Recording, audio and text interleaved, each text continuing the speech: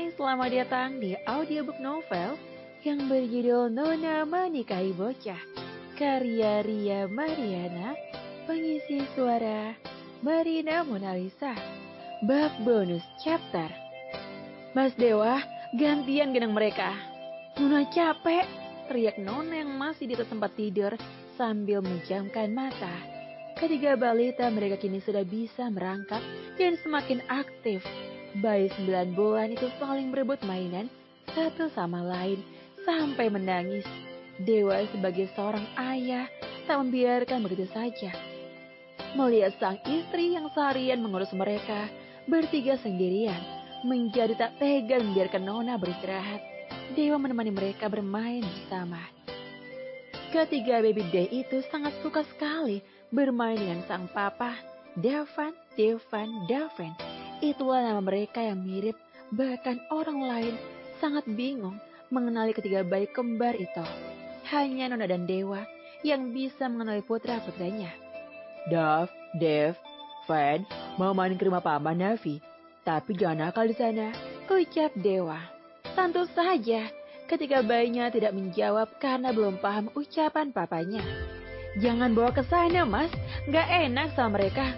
Ketiga anak kita nggak bisa diam di sana, teriak Nona yang mendengar ucapan Dewa. Mas bosan di rumah. Dewa mengelus ketiga putranya. Semenjak baby day semakin aktif, mereka tidak bisa liburan.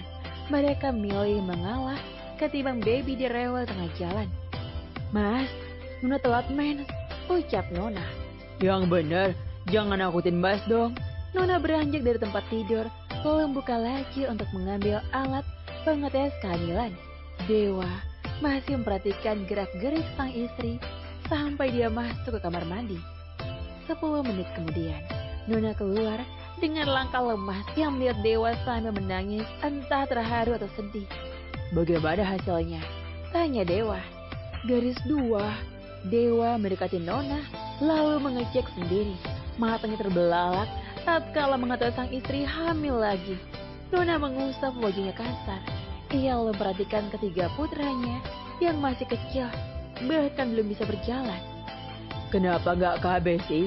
Mas kan sudah bilang untuk KB, tapi kamu selalu alasan nanti bikin gendut lah, nanti bikin jerawatan lah, dan inilah dan itulah, ucap Dewa. Ini kan perbuatanmu, kenapa hanya aku yang disalahkan? Teriak Nona. Dewa menghela nafas panjang. Ia membiarkan Nona untuk tenang. Nona mengambil ponsel dan menjadi penjual nanas muda secara online.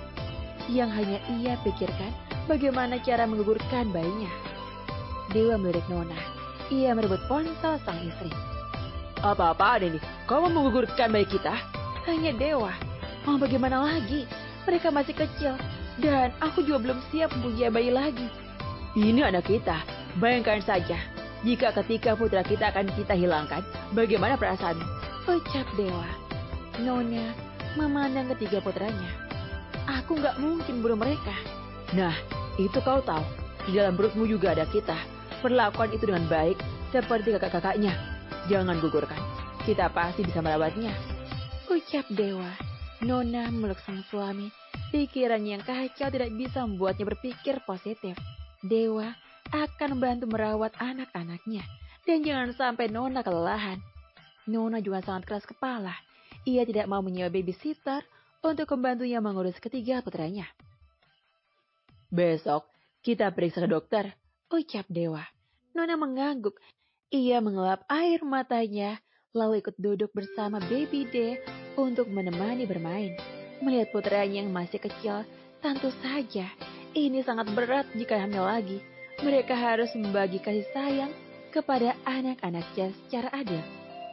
Jangan sedih, banyak anak, banyak rezeki, semua ini ada hikmahnya, ucap Dewa menenangkan sang istri.